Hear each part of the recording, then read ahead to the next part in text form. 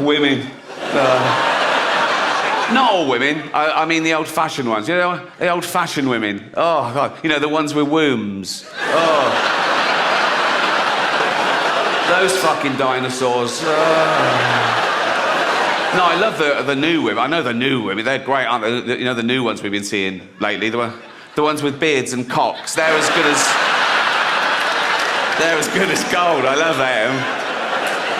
No, it's the old-fashioned. And now the old-fashioned, they go like, oh, they want to use our toilets. Why shouldn't they use your toilets? For ladies.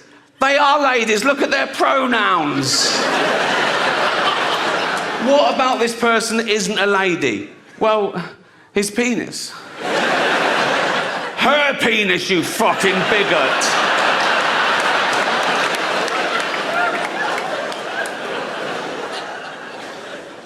What if he rapes me? What if she rapes you? You fucking turf whore.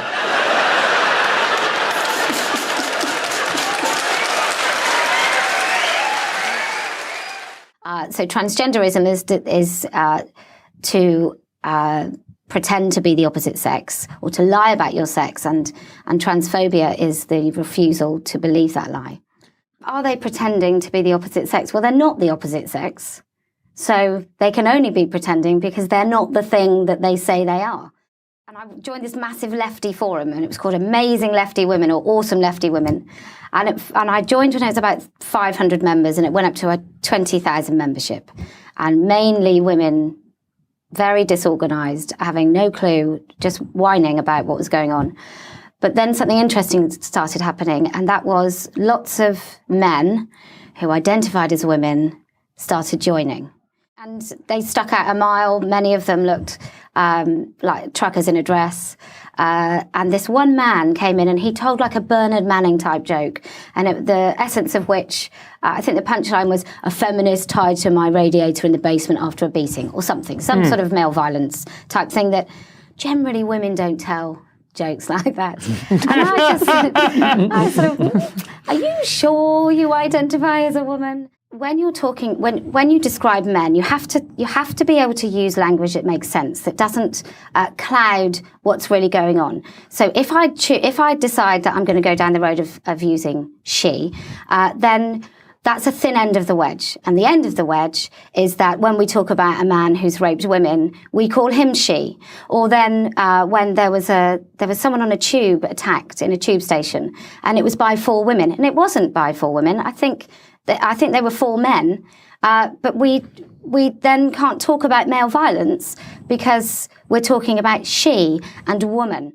And you talk about the thin end of the wedge. I mean, a good example of what you're talking about with the thick end of the wedge is a case of Karen White in prison, which is just an awful case and just shows how in many ways we've lost our mind. Well, I think Jeremy Vine was on the radio and he said something like, Karen White raped someone with her penis. So Karen White was a convicted rapist that then got put in a women's prison, and then surprisingly, still had a penis, and surprisingly then went on to sexually assault women. And he's not the only one. And they're overrepresented in sexual offenders, trans. So for a percentage of the population, say it's like 0.1%, in prison, they are overrepresented. I think about 40% of prisoners who identify as trans are sexual offenders. So that's when, and you know, there could be twofold. It could be one, that it's a paraphilia, which often you have more than one. So if you've got a fetish about dressing as a woman, you've also got a fetish maybe paedophilia or other sorts of sexual fetishes. That's well documented by Sheila Jeffreys, who's a radical feminist, brilliant writer. I haven't read enough. And then you also have the case of, why wouldn't you say that you're a woman? If you're a sexual predator and you go to prison, why wouldn't you say you're a woman?